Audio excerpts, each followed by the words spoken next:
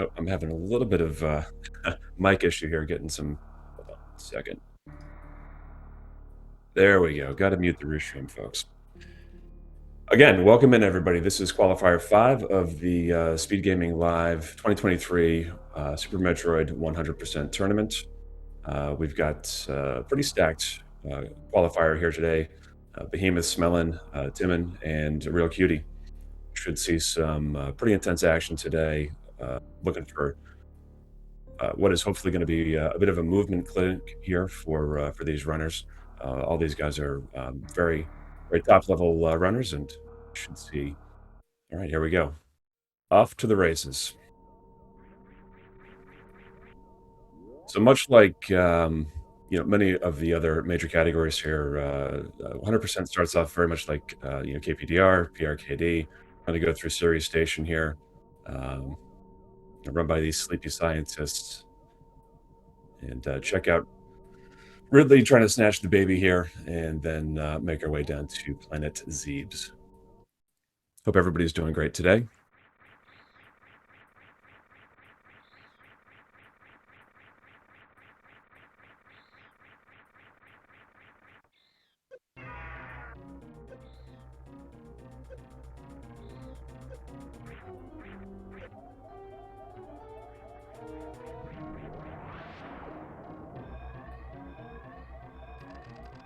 All right, we got everybody here looking for their series escape.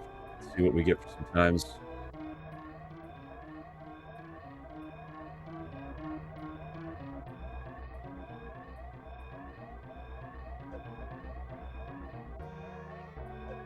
We got some steam, we got some magnet stairs, but pretty good series for everybody here.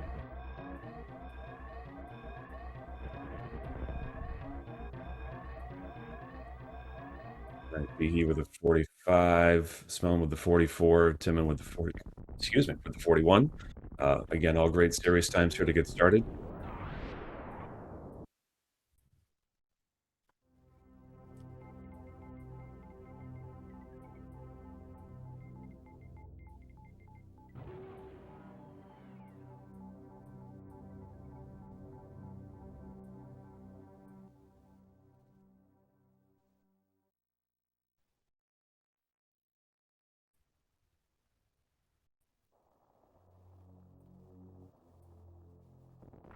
All right, so kicking off everything here in full swing, getting down to criteria, and we're gonna go down and grab our morph ball, grab some missiles. Just got a couple items here down in Retro Bryn. See some cool Moonfall stuff here. I think from everybody, I think everybody's got Moonwalk equipped. That Moonfall, obviously, with that setup, you can uncap your fall speed and just kind of break things a little bit there. Clean pit room from everybody. Sometimes it's nice to check those pits and make sure that they're clean, but everybody opting to avoid that check today.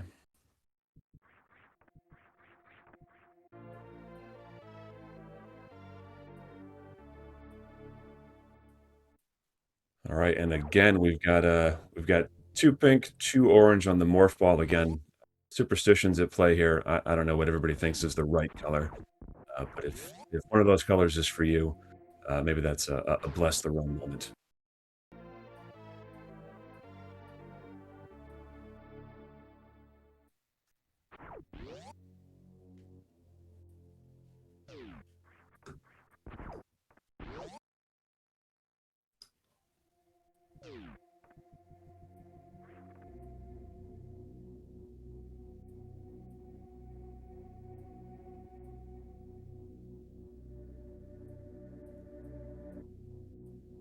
All right, now we're heading back up. We're going to go back through this pit room where all the space pirates have magically reappeared.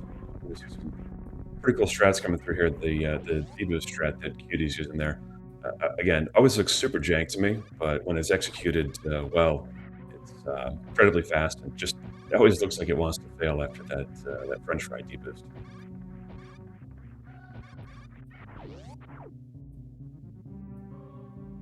Good climbs from everybody. Heading up through the parlor, and we'll check on our good friend Mom Teresa.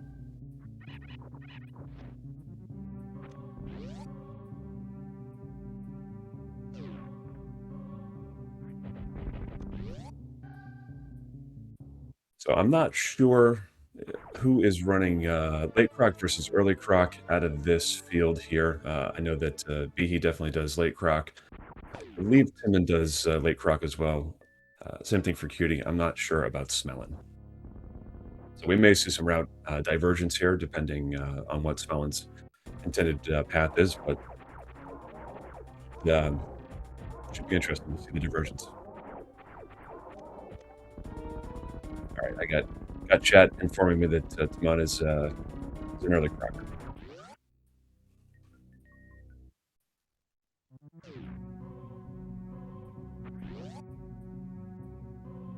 Pretty clean BT fights there.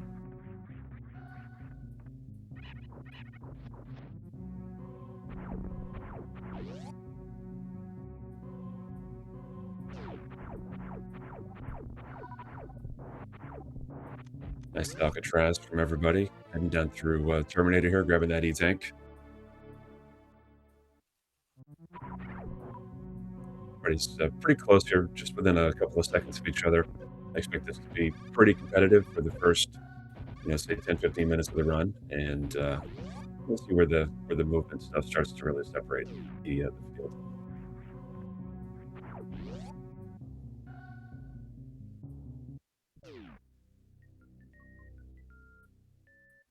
All right, we got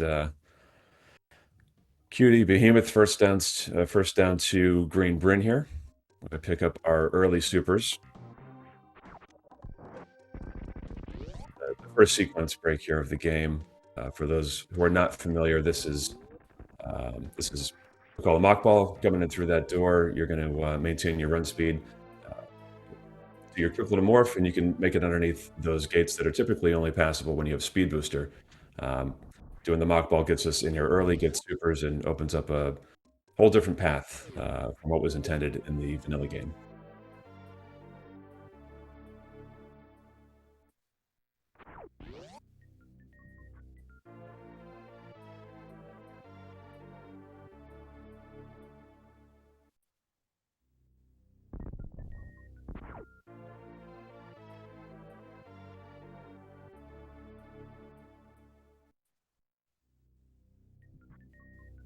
All right, we got a cool trick coming up here. See if we can get this reverse mock ball coming out of the reserve room.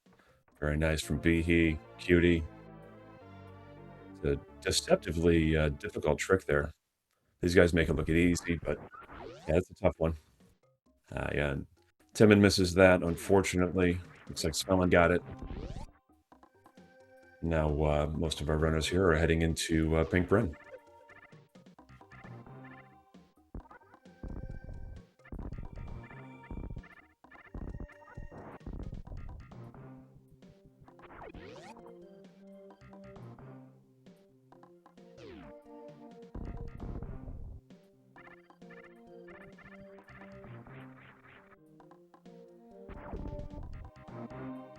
Very clean so far from everybody.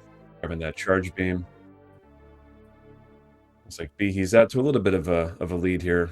Not too much. We're kind of within a half a fanfare here between Behemoth and Cutie. Worth noting that today we've got 29 runners in this field today in this qualifier, so huge participation. A lot of high-level runners here.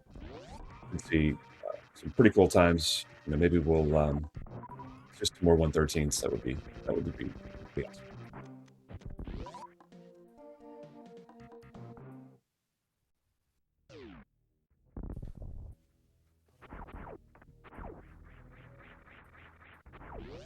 All right, looks like Cutie's going to go up and grab early PBs here. That's going to save that kind of cleanup little bit you've got to do after you leave Meridia, where you've got to go back and get the missile pack from Kraid's lair. You don't have PBs typically at that Kraid fight, but if you go up Red Tower, you can grab PBs and not have to do that check, cleaning up back at the end of Meridia there, heading down to Ridley. Ultimately, I think it's about a wash, time-wise, but, yeah, a couple of additional benefits getting those PBs early.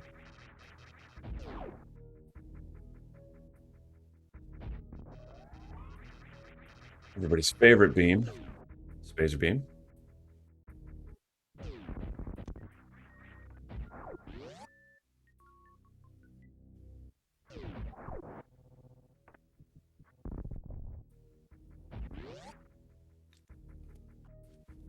So Behe will be, first into crate here. Be getting to our first boss fight here in just a few seconds. Gonna come down through a mini crate hallway here.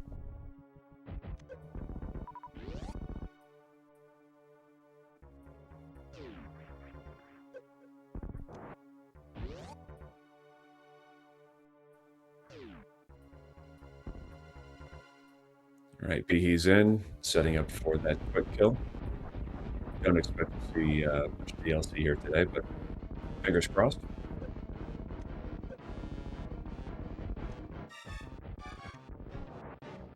Easy peasy for Behe there. We got Smellin and Timon heading into their crate fight here. Let's see if they can get the quick kill.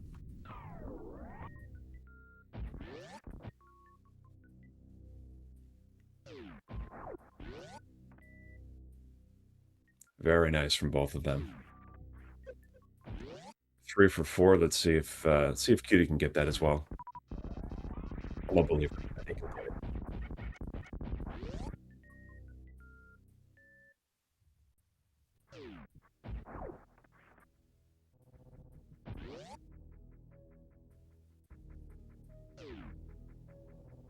Yeah, and there's that missile pack that Cutie's able to get earlier than the rest of the field here.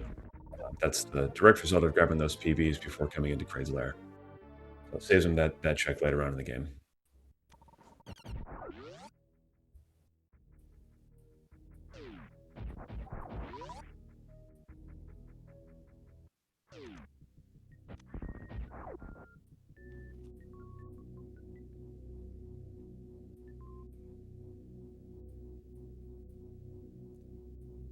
There's one of those extra little advantages. You can lay that power bomb there and reduce a little bit of the lag as crates coming up through the ground. Here, all these rocks and stuff kind of floating around. Just increase the lag here. Lay that power bomb helps out with that lag, and yeah, there we go. 4 for 4 on the quick kill. Very nice.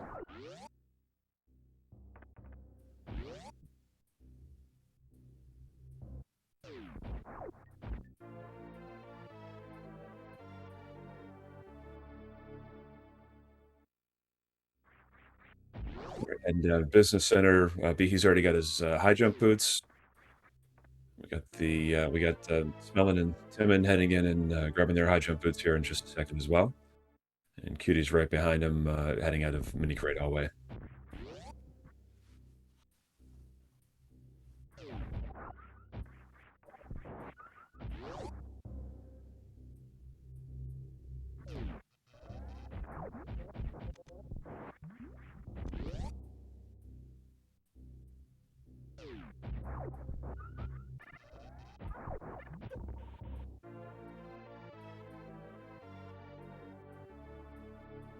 Yeah, so Behe out to a pretty good little lead here to start things off. Um, Again, Cutie with those early PBs, about a 15-20 second difference here. They'll converge back up a little later in the run, but great movement so far from both Behe and Cutie, and Smellin and Timon here right behind. All right, heading up Bubble Mountain. Got to deal with King Cac there. Uh, Great strat there from Behe. Goes up, gets the boost off the waiver for the door. We're going to head down and grab our speed booster.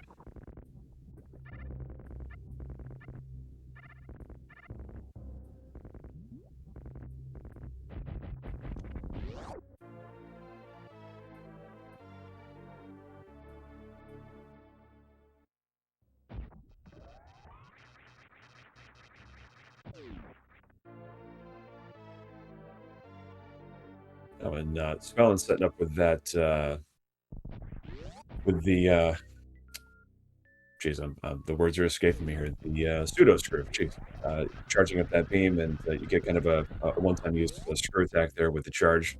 Takes care of King Cack up at the top of the Bubble Mountain there. Nice strat. Gets him up and over and down to Speed Booster. We got Behe heading out to grab his Wave Beam.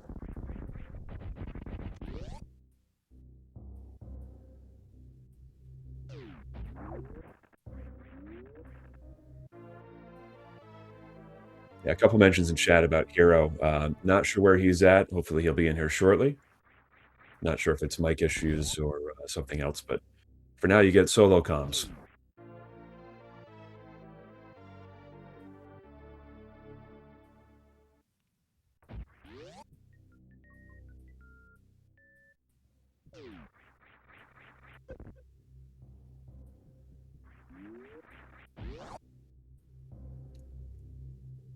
All right, so we're coming up to the point where we might see some route divergence if we're running early croc. We're going to see players come out of Bubble Mountain here. They're going to come down through this little maze here and make their way through to the speedway back to the business center. Early croc is obviously going to head down and take our croc now. They're going to get grapple beam, and that's going to help them set up for some movement stuff that if you're not comfortable with things like Puyo Ice Clip, that's I think the main reason for doing early croc. You want to get that grapple beam to help you with some of the movement stuff. You can get across moat easier. Just a lot of benefits to the early grapple beam. But if you're comfortable with that ice skip, ice clip in Meridia with the Puyo going into Shack Tool and Spring Ball, we're going to grab Ice Beam here instead and head up direct ship. So you see Behemoth going in to get his Ice Beam. Let's see who's doing early croc.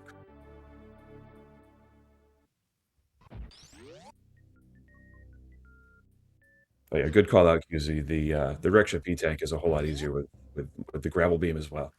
Don't have to do either the YOLO jump or the bomb jump, which bomb jump's not too bad, but the YOLO jump, they're a little bit less predictable. I think Behe goes for that occasionally, but not sure if we'll see some safer strats. Obviously, in the qualifiers here, looking for best times, and some of the riskier strats, not as much of a payoff.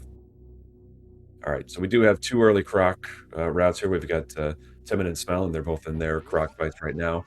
It's a relatively RNG heavy fight here, but so far so good for both of them. Not a lot of the swipe. Well, okay, Timon gets the swipe pattern there, but so far so good. Croc is playing relatively nice.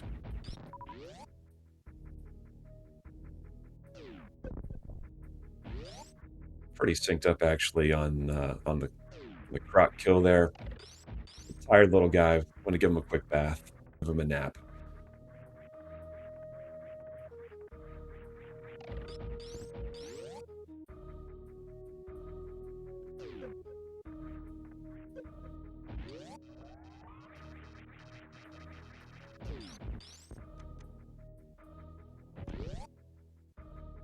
All right, very nice croc fights. Just wait for these spikes to get out of the way, and we'll go over and grab our. For these guys, they're alpha power bombs, and more movement up.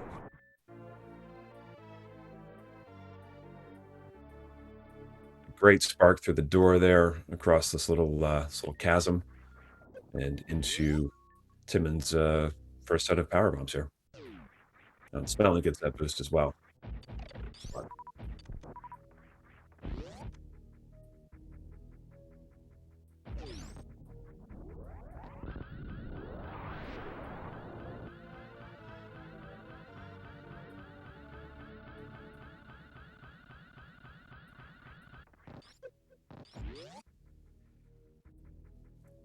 Right, he's going to be the first one up and out of Red Tower, heading up to Moat. It's going to set up for a pretty cool trick, Ocean Fly here.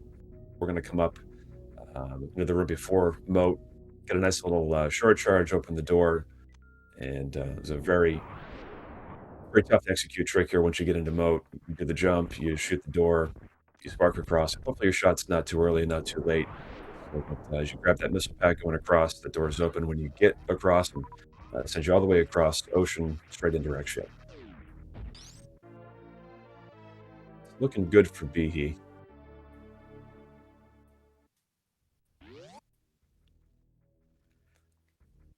Yeah, Chad, I'm not sure I'm your guy to point out new tech.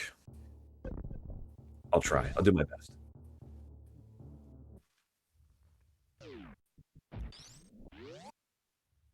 All right, so great ocean fly there from Behe. Looks like Cutie had a little bit of an issue with the Rippers there going up Red Tower. He's now into Hellway, and he should be... Oh, man, that Vile Plume gets him.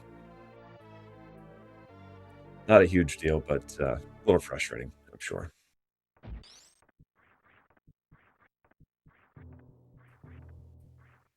Again, the sync here between Smellin and Timon, they are pretty much, yeah, pretty much frame for frame synced up here.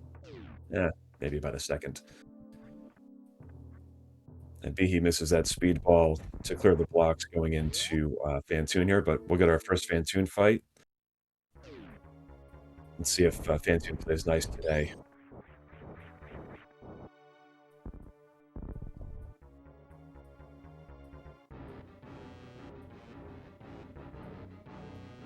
Kind of hoping we see some one round. Oh, all right, Behe gets fast this pattern. Oh, boy. Fast. Look at this. What a great fight from Behe. Yeah, gets the fast there. I'm sure he's thrilled about that. That's going to put him in a very good spot here, heading into the Coast Direct ship.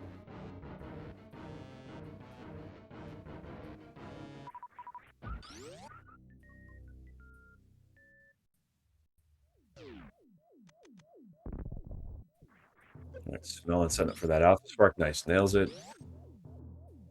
Timon gets his Alpha Spark as well. We got Cutie just getting into Wreck Ship here. Gonna grab those Spooky Missiles, head down for their Fantoon fight.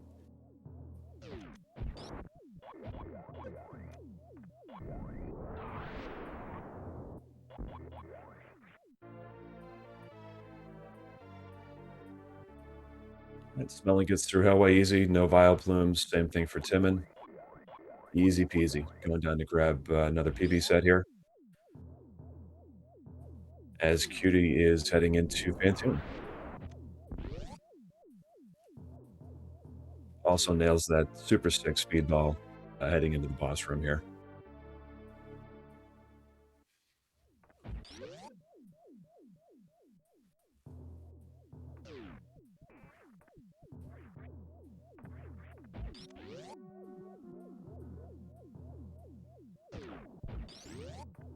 All right, no fast for Cutie. Let's see if we can get a mid here. All right, there's a mid.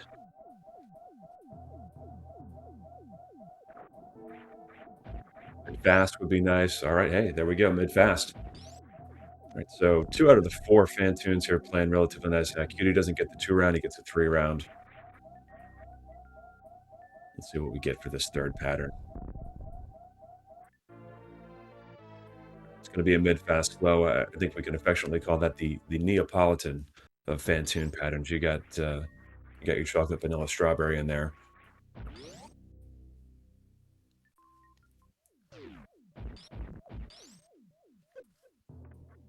Oh, and it's a 4-round.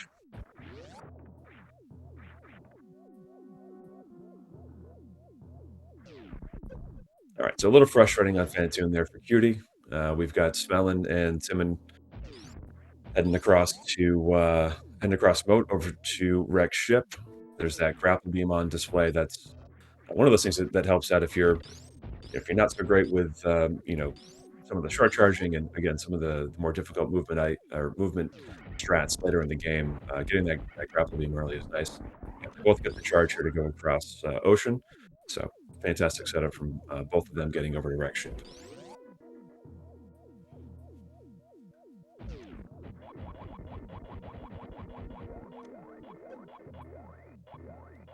Pretty clean attic here from Behemoth. Going into Robot Room. Obviously, these guys don't like to play nice either. All right, he clips through the first, through the second.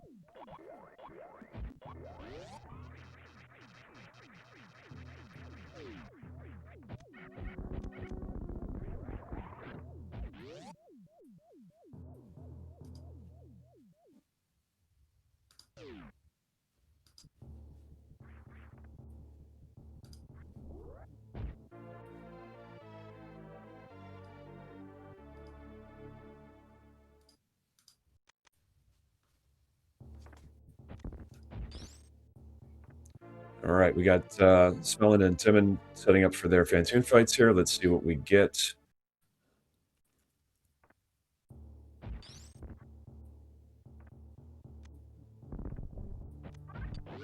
Looking like slow first patterns for both of them, unfortunately. Got Cutie going through Spiky Room of Death here, heading up to grab that that E-Tank, heading all the way up to the top direction.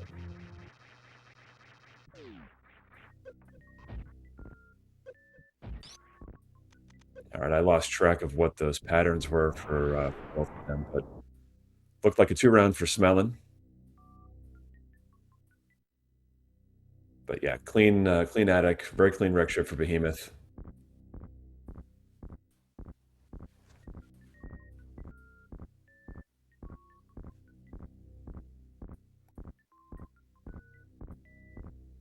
I'm assuming that he got Robot Flush there. We'll find out in just a second. Robot Flush, pretty cool strat where as you enter into the bowling room, set up a couple of charge shots angled down through the floor.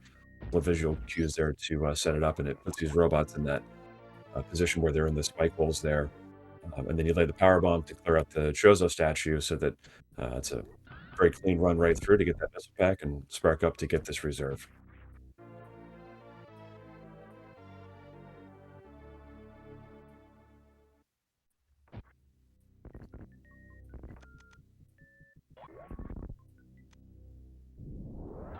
With that excellent ballistic strat here for attic.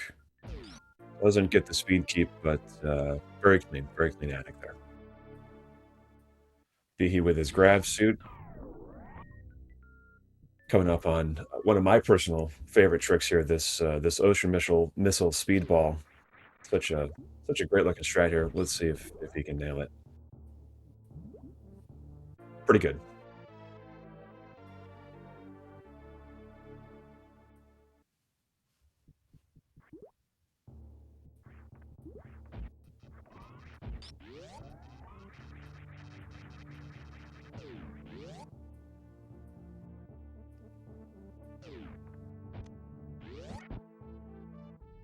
All right, Smellin grabbing that wreck ship E-Tank.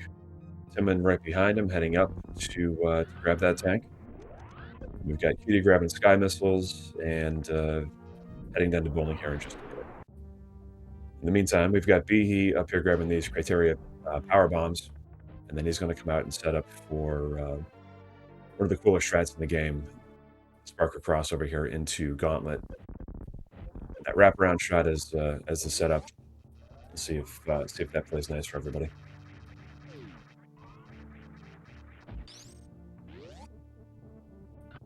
All right. Kizzy, thanks for the heads up. Looks like we'll have Hero here in just a minute. All right, he nails that wraparound shot, gets the spark through the front half of Gauntlet here, and we'll set up for the Teletubby Huggy here with that short charge. And he misses it, unfortunately.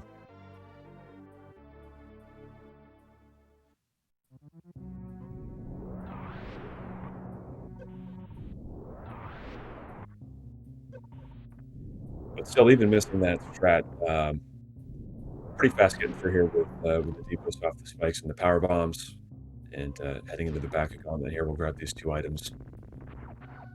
Nice and clean from Behe there. We've got Timon and Smellin doing their robot runs. Looks like Smellin got there pretty easily. No real issues there. And let out back through attic here. I have to grab their grabs here in just a minute.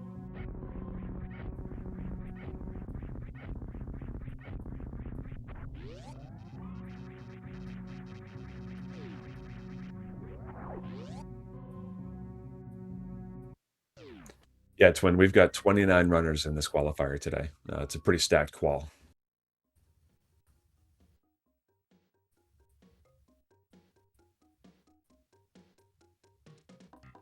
All right, Cutie's going to grab his grab suit here.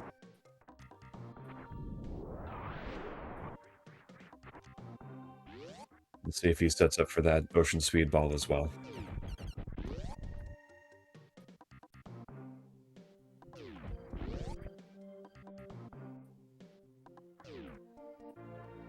All right, he gets. I don't think that's the optimal speedball there, but either way, it's a pretty sick looking strat.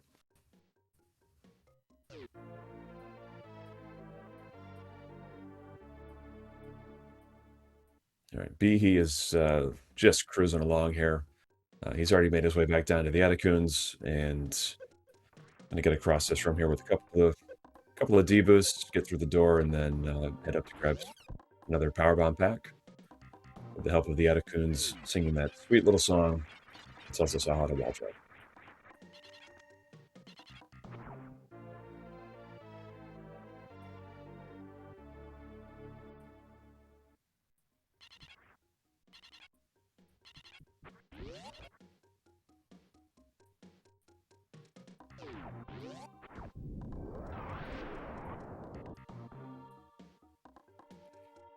All right, let's see if Cutie already gets the wraparound shot. And off he goes into the front half of Gauntlet. Let's see if he sets up for that pretty sick back half of Gauntlet strat.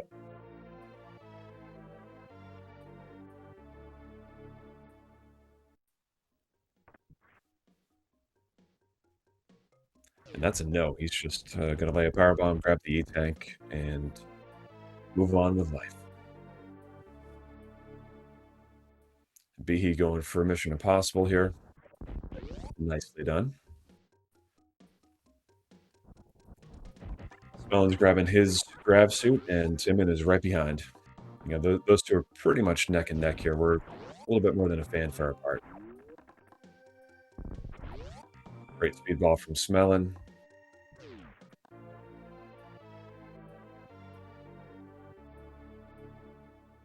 And it's a super helpful song. How can you not like that song?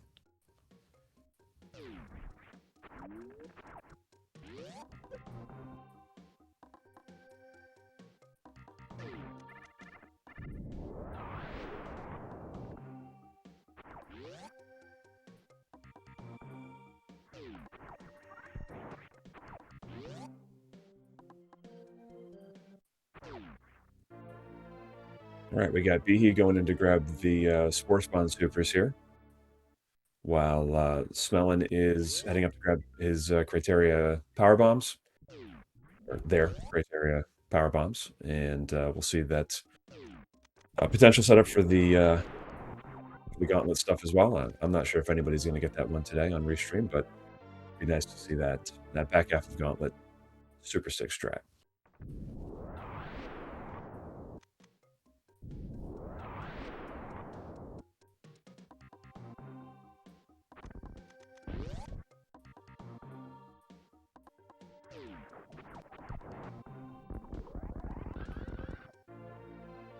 Oh, hello. Hey, Hero, how's it going? Welcome in. Thanks. Some technical difficulties. I still can't see the restream, but at least I have the Speedgaming 2 Twitch channel up, so I can see the video from there, I guess. Gotcha. Yeah, I think it'll be a little bit ahead, but yeah, it gives you a little bit of perspective here. So far, Brennan, a pretty tight race here. You know, Smellin and Timon both running early croc, and you know, just a couple of seconds apart from each other here right now. Behe, I think, is pretty much in the lead as far as our restream is concerned, with Cutie not too far behind. But Cutie does do the early power bombs. You know, goes up, grabs that PB pack, so that he doesn't have to go back and grab that Kraid missile pack between Meridia and the trip down to Norfair. So, been pretty good so far, and again, welcome in. Thanks. Yeah, sorry for missing the starting time, but time zones and all that. I wasn't really prepared. No worries at all. I'm a comms noob, so hopefully it wasn't too distracting for chat to have me solo there for a few, but here we are, ready to go. I mean, we still got 35, 40 minutes left in this run, so a lot of cool stuff yet to see. Yeah, for sure. All right, yeah. Now I notice the difference in timing from the video. Yeah. Okay.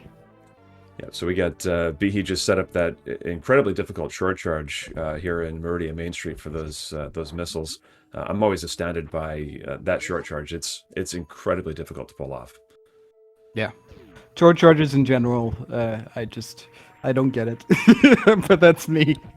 I can do a good like a one tap and a somewhat all right two tap, but these really short charges, that is just crazy to me. It really is. I agree. I'm someone who, I play casually. I wouldn't consider myself to be a runner. Hundo is by far my favorite category. And what I do love about Hundo is, the health that you have, the ammo loadout, the beam combos, puts you in a pretty good spot, whether you're, kind of a novice level or an expert level. Hundo really gives you the opportunity to enjoy the game without a whole lot of fear of, death. Even at some of the harder bosses, by the time you get there, your loadout is so OP that, it takes just a very, very small amount of skill to get through the game and enjoy the 100% route.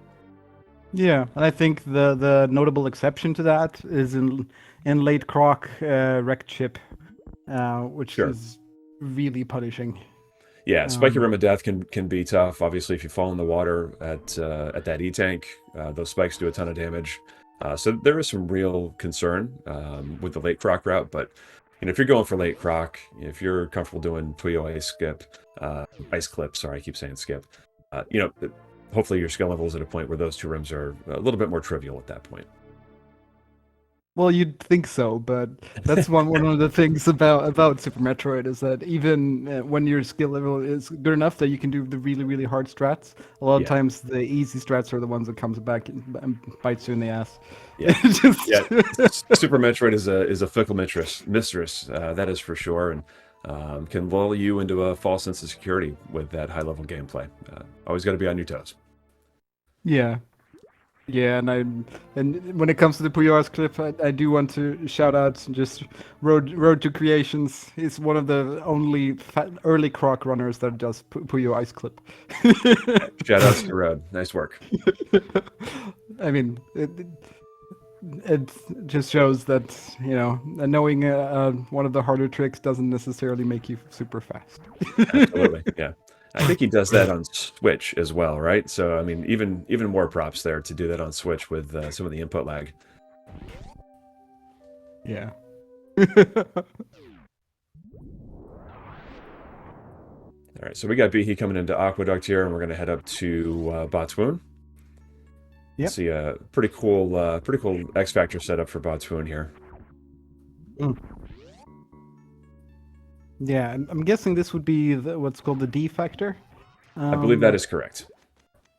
But we will see. To be honest, I can't fully tell the X Factor setups apart. I'm with you. Again, as maybe one of the filthiest casuals in the community. Some of the visual stuff I have a hard time differentiating. So either way, Behe got a very quick Botswoon kill there, and coming in setting up for the full halfie. Yep, looking good so far. Yep. Yeah, perfect. And he got it. Yeah, very good. Have there been any other big notable mistakes at all on the restream?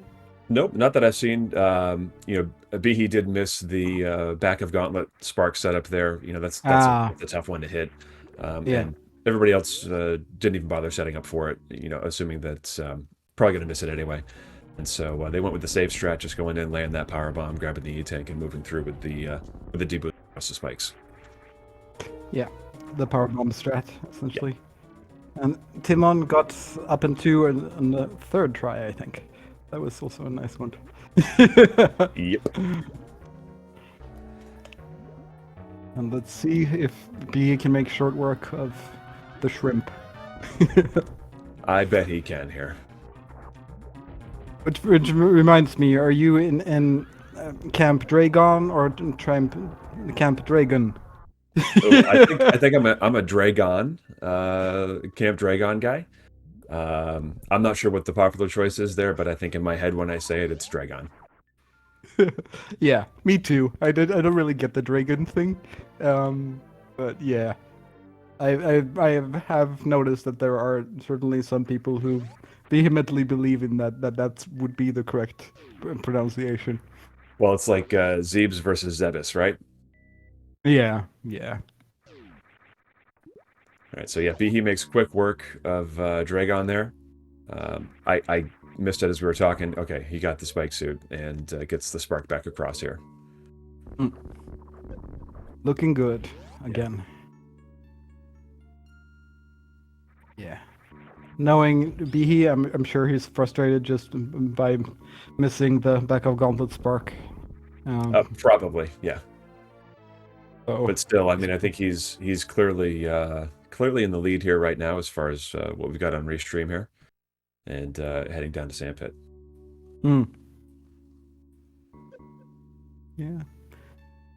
Didn't get the fast fall, but yeah, it doesn't really matter so much. There's a lot of, like I said, minor things that don't make the biggest difference. Yeah. And it's kind of cool that Timon, it looked like he missed the spark on Mama Turtle because he sparked into the block, but because he has grapple, he was still able to catch it and swing back up. Yeah, I saw that. I saw he sparked a little too far into the room, but it was a great save with the grapple beam there, getting that grapple block and not having to reset. Yeah. Hashtag early croc backups. It's kind of crazy when you're so used to, like, for me, I'm so used to watching late croc runners primarily. Yeah. So when those early croc only strats come out, I'm always baffled every time. Yeah. All right, B, he does a unique setup for the Puyo Ice clip there. I can't describe it very well, but what I've seen, it looks like he manipulates the screen into not scrolling up and is able to set that clip up in a different way than some of the other runners will do. So gets it on the first try, though. That was a great setup. He's now into Shack Tool, and we'll see. We'll see if I don't know if he does the Shack Tool kill strat. That's kind of a little bit in vogue right now. I guess we'll see. Anyway, QT got the full halfie as well, so that's really Awesome. good for him. Yeah. So, I would say QT's probably. I mean, he's still behind, even with having grabbed early PBs. I would agree. Yeah. Not sure how much. Yeah, I mean, we won't see until they're leaving Meridia. That's kind of where things will converge back. Obviously, he's going to have to go back and get those missiles in Kraid Slayer. QT will not need to do that because he grabbed them with those early power bombs. Yeah. I affectionately think of that as the Zost route. Yes, exactly. Yep, that is the Zost route for sure. It's funny, I've watched so much early croc and watched a lot of people who do not do the early power bombs, and was watching Zeus the other night, and he went up to get went up Red Tower, and my brain couldn't comprehend, and I was like, oh yeah, Zeus does early power bombs. Yeah, I imagine, or in my head, it had to do with the fact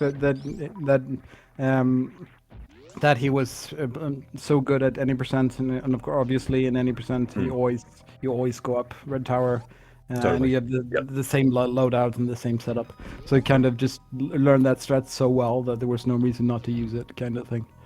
Yeah, I mean, it's comfort. The strats that you're comfortable with and can execute at a high level, reliably, worth their weight in gold in a race or a qualifier like this. So yeah, stick with the safe stuff. Yeah, and at the same time, that particular climb is not something most runners would consider part of the safe stuff. Not at all. Agreed. But then again, Soast is Soast. He's one of a kind. Yep. It looks like Timon missed unfortunately missed the full halfie there. Yeah. So I guess that would be the original halfie. The or is half, it even the just the original half. You're right, not a quarter. But yeah. Because of course, originally when halfie was discovered, the spark would be through the door. you wouldn't get enough height, and because of that, you'd only get halfway across the room. That's why it was named a halfie to begin with. Gotcha. And that's tough because I think to properly set that up and not spark through the door, you've got to do that quick ledge grab at the top, save a couple frames so that when you get through the door, still have enough left on that stored spark to get across. Yeah. And Recordia pointing out in chat that maybe it was a quarter halfie. Could have been a quarter, yeah. Yeah. I am not sure which.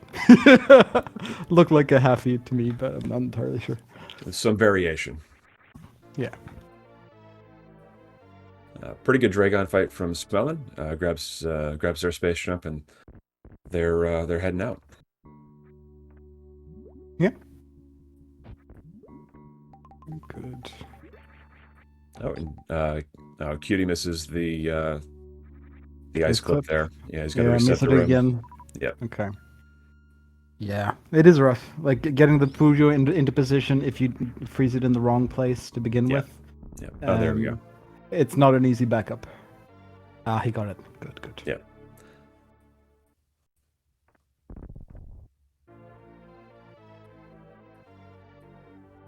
Yep. And Cutie heading into his cutscene, I guess. Quick or that's what how I think of Shaq Tool.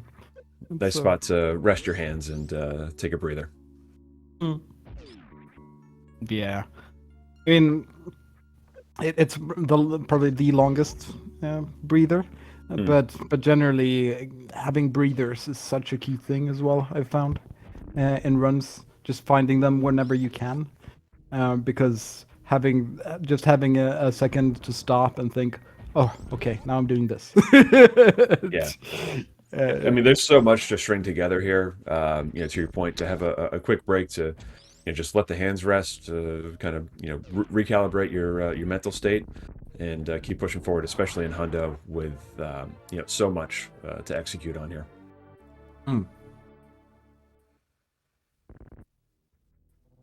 There, we got Smelling going up and over here. Obviously, with that grapple beam, they can head up through that grapple block, up and over and down to Shack Tool.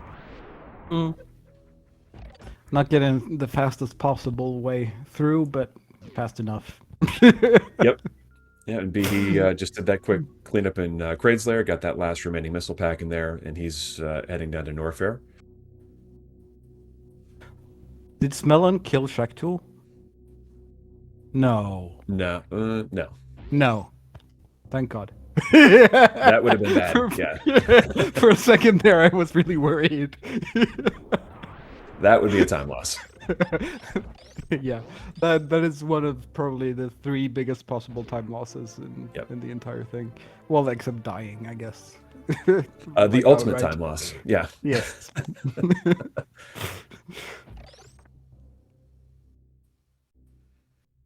Yep.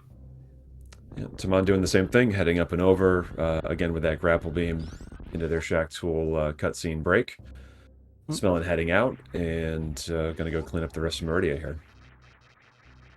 Yeah. Very clean plasma room there from Cutie. Yeah, looking good. That using the new plasma strat, it's not exactly new anymore. It was discovered just before the previous Hondo tournament back in 2020. Yeah, by some runners, trying one of the task strats and then doing a variation on it. Yeah. It's actually a good point. A lot of some of the cooler strats that we see here are derived from some of the higher level task stuff. It's really opened up a lot of options as far as minor optimizations and even some pretty big major optimizations. Yeah, and potentially there's more stuff to find there. I don't know. I feel like I hark on about the task croc, for instance, the task croc fight. Which there's definitely potential to save time on the croc fight if you're able to get if the runners were able to replicate that. Actually, to the point where I imagine that a lot of the potential time difference between early croc and late croc would probably disappear, whatever is left of it. At this point, it used to be the consensus that late Croc was the faster route, but at this point, it's kind of up for contention. Nobody really knows. Well, I mean, shout outs to MGA. I know he's done some pretty extensive comparisons of late Croc versus early Croc, and I think, you know, to your point, you know, the RNG of Croc is kind of the killer between those two runs. You can't count on Croc to be as consistent in early Croc as you can in late Croc. Because with late Croc with plasma and charge, or you know, the full beam loadout there, that one shot, I mean, it's a guarantee. So it takes some of that you know, RNG out of the equation. Yeah, it's a guaranteed one round. Whereas I think the current optimal strat is what, 6 round or something, 5 or 6. I couldn't speak to the exact, but yeah, that sounds about right. Yeah. Whereas I think the test strat is 3 or 4 round. So, and of course, each round is a chance for bad RNG. Right. All right, so we got Behe, you know, heading over to Ridley here. Got that nice fast pillars. Cutie's exiting Meridia and heading down to Upper Norfair here. Again, can skip that Kraid missile pack. And the difference now between Behe and Cutie is pretty apparent. You know, Behe firmly in the lead here. Yes. Yeah. Behe going through what is the worst room in the game, which is not really such a bad room at all in Hundo. No, I think Robot Room in Wreckship Attic is probably the worst room in Hundo. You know, traditional quote-unquote worst room in the game. Here, again, your item loadout is so heavy at this point that you know, there's not a whole lot of danger in that room. No. It's interesting. Why the Robot Room? Because no one wants to play nice, and you know, trying to clip through the robots there. You know, sometimes you get a very uncooperative robot, and can just really suck away that time. Yeah, I still imagine the worst room in the game. The reason why it's the worst room is because there's such a big risk of dying, and because there's such a high execution ceiling, and the way so many of the strats there, and don't associate the robot room with either one of those two things. Of course, you lose. It can be slow, very slow and frustrating. But then again, there's a lot of things that are slow and frustrating. Well, there's no risk of death in the robot room, and so that's a huge upside. Yeah, I mean, there's things like that. Like yesterday, I was practicing just Zeb skip, and it's same kind of thing. You're trying to clip through, and sometimes when it just doesn't cooperate, you're just stuck there. yeah, you have no option but just to go slow here. All right, so we got Behe in his Ridley fight. Looks like it's going pretty well. Ridley's just there's Ridley's dead. It was a very good fight from Behe there. Getting the fast fight, not the god pattern, but still for the pattern that he had, it's. Yeah, and there's some manipulation you can do with Ridley.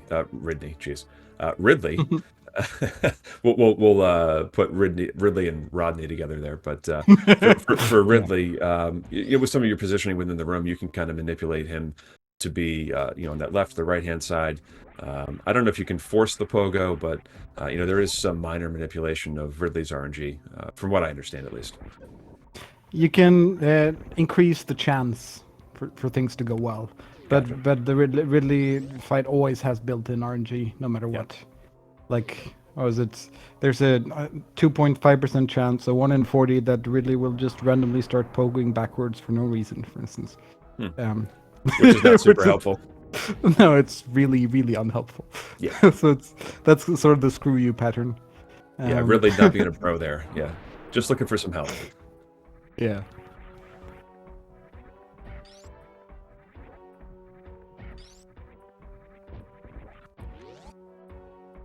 All right, so we got Timon here leaving Kraid's Lair, again heading down to Norfair. Smelling not too far behind, grabbing that missile pack underneath ice, and we'll head down to Lower Norfair. Yeah. Meanwhile, Cutie getting his Pillar Spark, Hmm. and Behemoth getting his Firefly Sea Tank. I do love that Firefly E-Tank, that setup where you get the D-boost off the Firefly after you grab the tank, and I don't know, just so much of those little movement optimizations, the little D-boosts here and there, the minor little saves, so incredible. And it looked like he got the Oh, Hood he Ruby got the special Hotel there. Ruby special. This Yeah, is the first time, I think, in the it was it qualifiers. was pretty awesome. Yeah, yeah, I've seen a Yeah. lot of people set up for it, but no one's really hit it yet. So fantastic He, there. he just did, yeah. So Yep. that's awesome. Yep. Smelling with the chronic boost here into lava dive and heading over to lower Norfair elevator.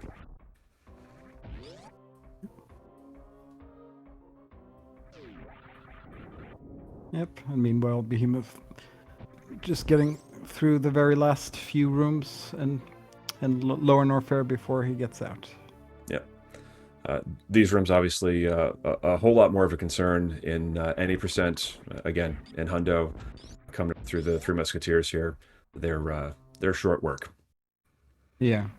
And he did the springbolt strat under the staircase missile over there, Yep. which is that apparently a few frames faster, but at the same time it's much riskier because you can easily just break the blocks and drop into the lava. But he Yep. got through it just fine.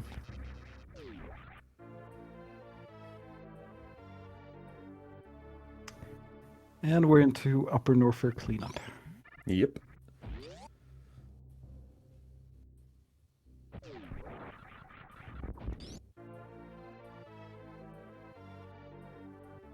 Yep. And meanwhile, Cutie is just a few rooms away from Ridley. Let's see if Ridley's going to play nice for Cutie here. He doesn't have quite as good a missile count. I mean, super missiles count, but should be fine still.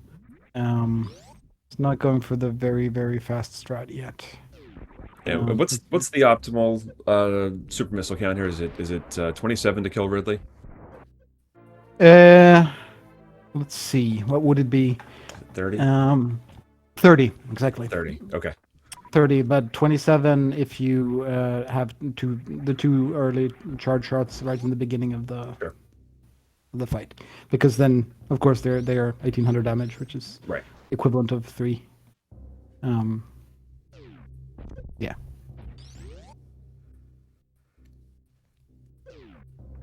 All right. So yeah, Behe heading down for his croc fight here. Yeah.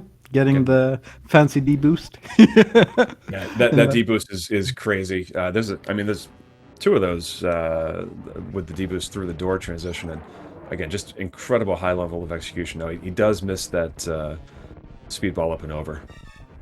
Yeah. So we'll have to watch Croc fall into the acid. Yeah. Croc did nothing wrong. Wrong place, wrong time. Sorry, Croc. Sorry. Yeah. Imagine that, just having a leisurely afternoon stroll and then somebody comes and drops you an acid. It's just the disrespect is off the charts. Yeah. Oh, and B, he gets a spike suit there, which is incredibly helpful. He'll use that later on in X-ray hallway. So he's got to hold that. He's got to hold that that spark all the way down through the rest of Croc cleanup and back up through. It's good. He got it first try. He did. It's yeah. It's typical. Apparently it's one of those tricks that he fails every time in practice. And nails it when it counts. Yeah. It's good when it's that way around. Right. If it was reversed, right. Yeah. Yeah. Meanwhile, we got Cutie basically wrapping up their Norfair cleanup here. Let's see if he can set up for the Hoda Ruby. Nope, doesn't even go for it. Yeah, and I just have to say I really agree with Twinmo in chat. That's yeah. Oh, that's a hot take. I mean, maybe it's just me, but I totally I always read their chirping as them laughing at you. Like I think they're when just you trying to get, be helpful. They're like, no, this is how you do your wall jumps. Just hum along with us, and this is going to give you that secret tech. yeah, I don't think so. I think they're like, haha, you can't wall jump. It's all sarcasm. Yeah. All right, Smellin is taking care of Ridley right now. So far, looks like a pretty clean fight. Ridley looks just about dead here.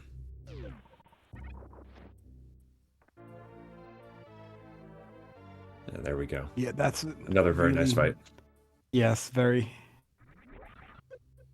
That's nice and quick. Again, not the best pattern, but really good considering. Yep. And be heading out of cosine. Yeah. Yeah, he's done his croc cleanup stuff here, and yeah, he's just flying. Yeah.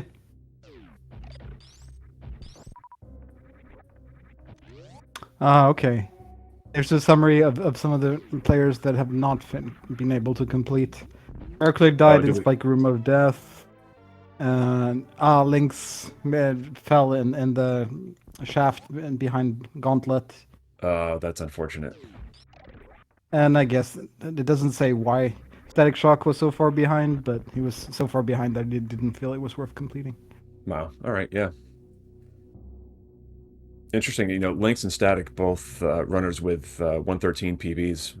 Very high level runners. Unfortunate to see them not finish. Some of the highest seeds as well, but they were also some of the those that have played most qualifiers already. Sure. So in a sense, they have the least to gain from completing runs.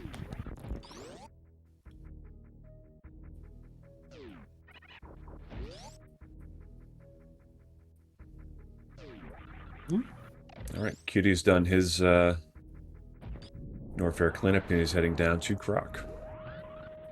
Yeah, and let's see. Behemoth really close to getting... Yes, he got his spark. He got the... Very nice. The X-ray spark. Very nice, yes. Indeed. Timon misses that speedball heading out of Wasteland there, but not a huge deal. No, it's mainly just the swag of it. Yeah. It's a pretty speedball, that one. I feel like a lot of those speedballs are, I don't want to say showing off, but, there's definitely some swag involved there. Obviously, everything saves some time, and, the old adage of, why do we do X? It's, simply just because it's faster. But some of that stuff, visually is just so cool to look at. Again, I'll go back to the ocean missile speedball. That is one of my favorite strats in the entire run. Yeah, quite a difficult one as well. Quite. But also very swag indeed. All right, good croc fight from Cutie here. Obviously, does not get that spike suit. Oh, he doesn't get it.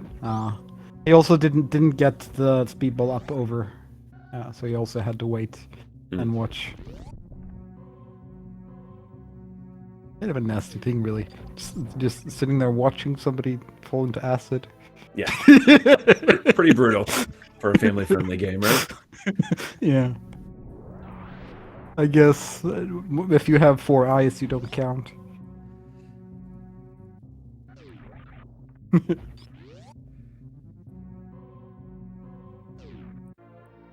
right, he's into Billy Mays here. Just doing this last of the last couple of retro Bryn cleanup things here. Yep. And Cutie doing the pretty D boost, or the second one of them, actually. Yep. I do like that one. Yeah. Enough supers. Sometimes you'll see runners, especially in races, you'll see runners go for it even when they don't have a good super count, because they kind of prioritize swag over speed, I guess. You're saying ego is coming into play here? For sure. I mean, when it comes to a race, that's a key. Yeah. It's like watching Zost when he's on a bad pace. And he's just showing off. Yeah. Yeah. I think he was in there was a rando race he was in, I think last weekend, where it seemed like he felt like he had no chance of winning, and so instead of doing the double spring ball escape out of Precious, he did the X-ray climb. Yeah. And it was fun to watch, and ultimately he won that race, even doing the X-ray climb that took forever. But again, there's some swag involved with that X-ray climb, showing off what you're capable of doing. Yeah. Yeah, there's been some crazy rando races. I think just a few days later there was a race that came down to again to Precious Room, where there was one runner doing trying an RBO blue suit strat to get out, while the other one was doing the X-ray climb. They both failed. They both failed their strats and tried again and again and again. The person who got it first was the one who won.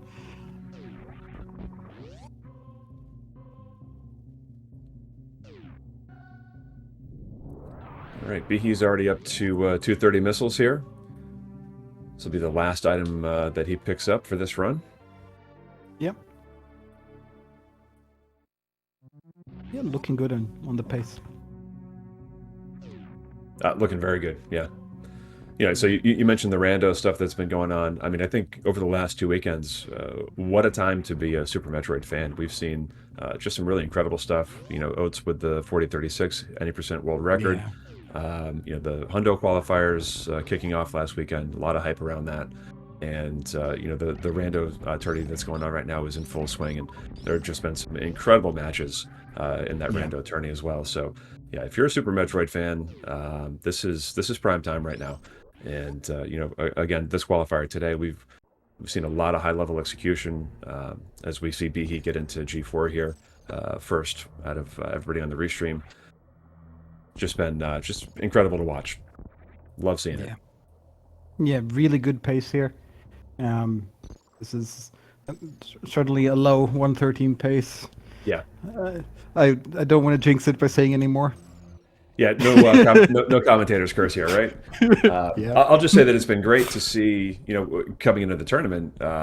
If I recall, there was only one other ever 113 in a race setting, Hundo race setting, and then in that first qualifier, I think both Zenny and Behemoth got their 113s. I think Zenny's was a pretty low 113, and Behemoth's was mid to high 113, but. To then see that again in further qualifiers, more 113s, just shows the skill level and the execution of these guys at the upper echelons of the leaderboard. It's a treat to watch. For me and for everybody who's more of a spectator than a runner. Again, to see this execution at such a high level, it's a treat. Absolutely. I think so far it's 3 or 4 113s in the qualifiers. Yeah, I believe you're correct there. Yeah. Behe going into Metroid Rome 3, which, quite honestly, one of my favorite rooms in the entire game when it's done flawlessly, and he nails it. Yeah.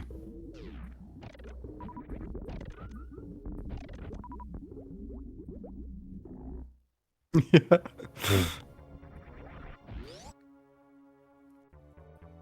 All right, setting up for baby skip here for Behe. Yep.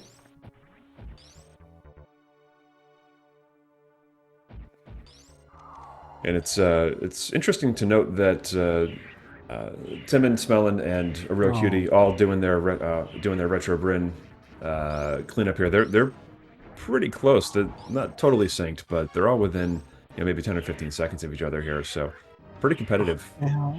Oh, and he gets grabbed. He missed the power bomb. Yep. He was trying to put a power bomb in the beginning, and then he just didn't place the power bomb for some reason. Yeah, and then that's unfortunate. Then he had to do the spring on skip without the power bomb, and that's rough. Well, we'll get a quick refill here, and I mean, still great race pace here for him. Yeah, I mean, at this point, I can say this is still a 113 pace. Totally. Yep.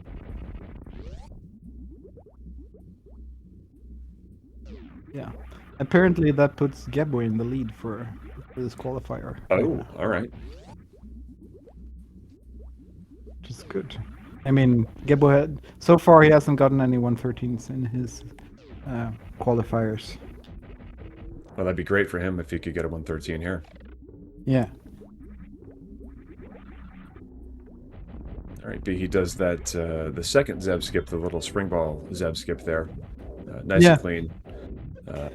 Mother Brain I 1 is just down. I recently realized that it's because of spring ball you can do that Zeb skip, right? Mm.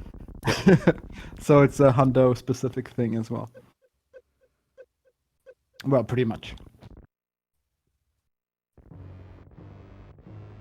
All right, so we're just looking for hopefully a very cooperative Mother Brain 2 here for Behe, while the rest of the runners here are heading out of Retro Bryn and again up to the 230 missiles. Looks like Smellin's already grabbed their 230 missiles. They're off to Turian.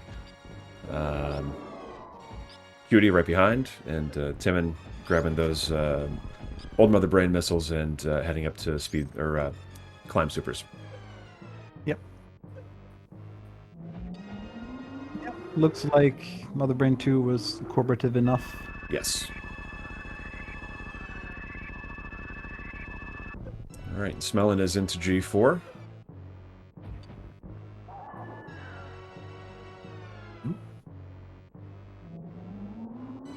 And Cutie getting his 230 missiles. Final item.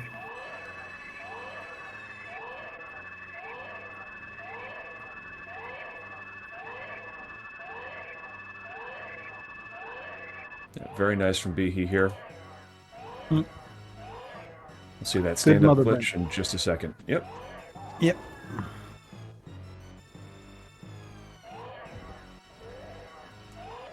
Yeah, looking good. Yep. Cutie into G4. Again, very tight between all these racers. Very nice times. Hmm.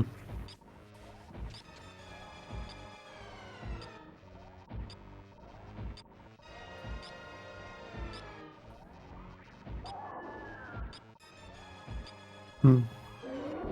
Let's see how these Metroid rooms go for Smellin. Hopefully everything is cooperative. Hmm. Yeah, very, very nice Metroid room 1 there from Smellin. Yeah, very.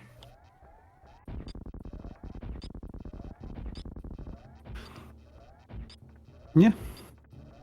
All right, and Nice grouping strat in Metro Room yes, 2. very nice. And a pretty fast Metro Room 3 as well.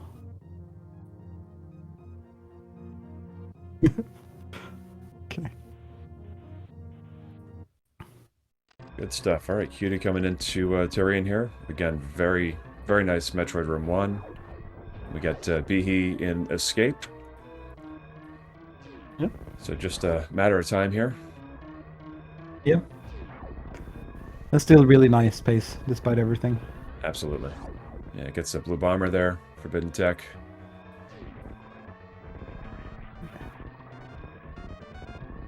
And Smellness into his baby skip.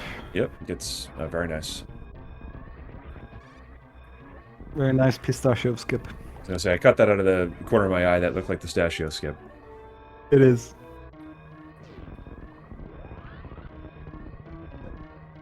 Ah, and Gebu finished the 113.14. GG's Gebu. That's fantastic. That's amazing. That's 2 seconds off his PP. Yeah, that's crazy. Wow. Yeah. Yeah. That means he solidifies himself as seed number 2, second Yep. seed. All right, looks like Behe's final time was 113.28. GG's there. Yeah. We have Smellin going into their Mother Brain 2 fight. Timon is just cleaning up his Metroid rooms and heading off for Baby Skip. Let's see if Cutie gets the Zeb skip here. I don't know if he does the... yeah, okay. Gets their Zeb skip and... Yeah, the down-back version, yeah. Yeah. Good. Very quick, very easy. Or makes it look easy, that is. Yeah. Well, I mean, at this level, everybody makes things look pretty easy. Yeah, but then again, like I said, sometimes even when you make the hard tricks look easy, Hmm. the even the simpler tricks can catch you, and Zeb Skip is certainly one of those that can suddenly just not work for no particular reason. Yep. And Timon went look, for a traditional baby skip. and nailed it. Yeah, that was a great baby Yeah, skip.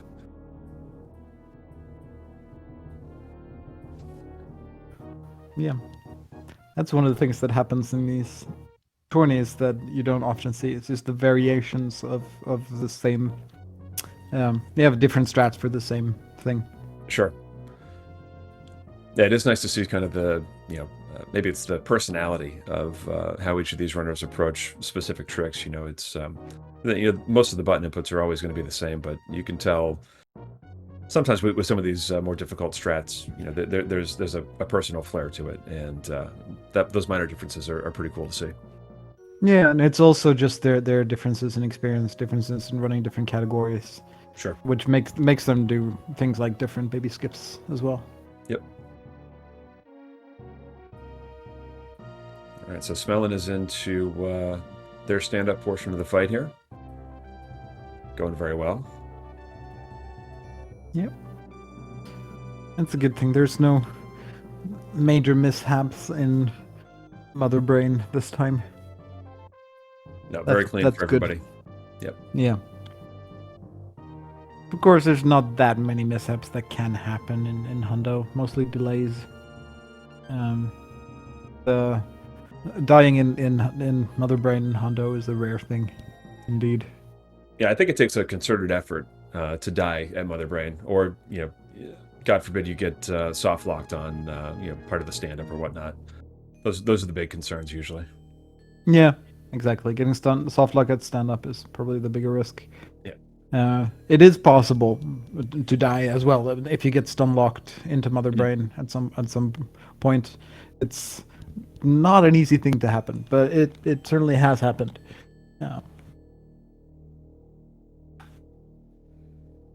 right, so Smelling into their escape here.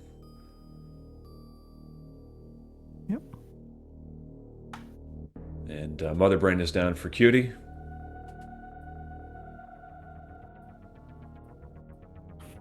Yep.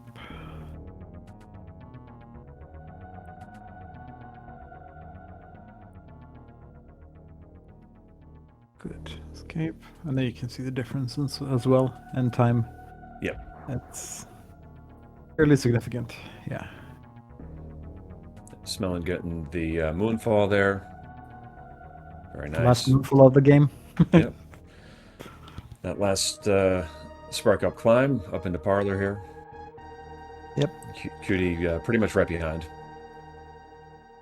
Yeah. A couple of rooms behind.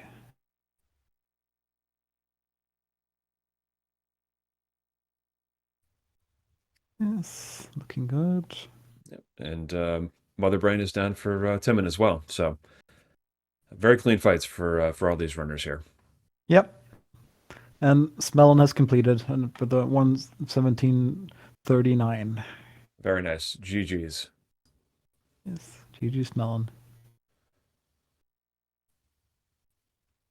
I'm still astonished with Gebu's 113.21.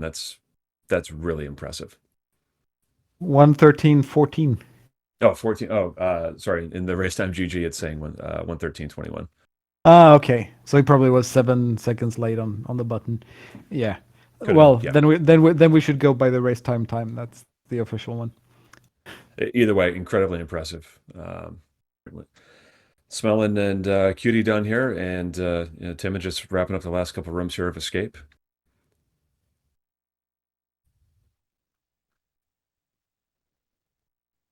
Yes. Great qualifier. Yes. GG's to everybody here. Yeah, and of course, special shout out to Gebu. That's an Absolutely. amazing time, and a very well earned first place finish. And the pace. Imagine if you got that power bomb in place. I know, right? All right. And Timon is in the ship, and that is the last runner on the restream to finish up. So GG's everybody. Yes, GG's. I don't know if we'll have anybody join us here. Quick interview at the end. I don't know if anybody's interested. I don't know that Um, I'm a particularly good interviewer, so it would be nice. It would be particularly nice if we get Gebo in here, since he was the first place finisher. But of course, it would be nice to get Bihi and, well, any of the others who want to join, really. sure. Yeah, Um, I'm going to leave that up to someone else to make that decision. I don't think I've been trusted with that power. So Now, let us know somebody if else, anybody's going to hop in.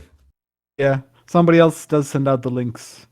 I think once the runners complete, they usually get links. At Gotcha. least the ones on the restream, on the Discord.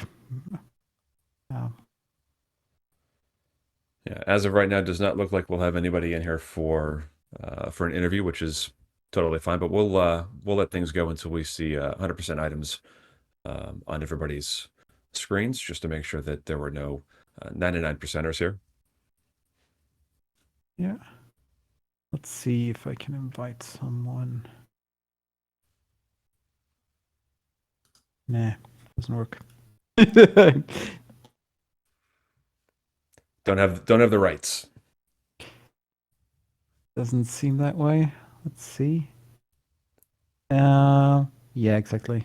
Yeah. The runners should have received the invite. All right. Now's probably a good time just to mention real quick, if you want to follow the runners, get a exclamation R in chat, and if you're interested in following the commentary team, it's exclamation C. Huge thanks to everybody who has been involved with the organization and management of this tourney. It's been absolutely fantastic. I've enjoyed every qualifier. Thrilled to be a part of the commentary team here, even in my super filthy casual noob status. But yeah, this has been a great kickoff to what I think is going to be a very, very special 100% tourney. Much like the 100% tourney last year. Just a huge amount of interest, built up around that tourney, and we really saw a lot of, continued interest after the tournament was over. And I'm kind of hoping that we see the same thing from this Hundo tourney. That there's a continued interest in Hundo from those that have participated, and it's a selfish request, quite honestly, because I love watching Hundo. So the more running, in my opinion, the better. Yeah, it's always great how these tournaments make the community rally, and so many people just start grinding, and so much improvements happen Yeah, that just wouldn't happen without. And I'm really, really looking forward to the future races as well. agreed. So Yeah, this is so many awesome races coming up, for sure. totally agreed. Yeah, once the brackets start up in full here, we're gonna have some incredibly compelling matchups. I think it's going to be a very hyped tourney here. Can't wait to see it kick off into the brackets. Yeah, same. All right, let's see. I can't imagine we're going to see anything other than 100% here on Timon's screen, but just for verification. Yep, just a few seconds away. And there we go. 100% for everybody. So again, GG's to all the runners today, not just in the restream, but all 29 who participated in this qualifier 5. GG's everybody. And I think that's probably going to do it for us here. Unless anybody has any final thoughts. Again, I don't see anybody coming in for an interview. So I think at this point, it's a thanks. Hero, you got any last words here? No, not really. Like I said, GG's to all the runners. And yeah, thanks for having us. Awesome. Thank you. Thanks for joining me on comms today. Bummer about the tech issues at the beginning here, but all good. And really appreciate, again, everybody's involvement with the organization side of this and making this happen. So thanks, everybody, and we'll see you next mission. Yeah. Take care. Yeah, bye.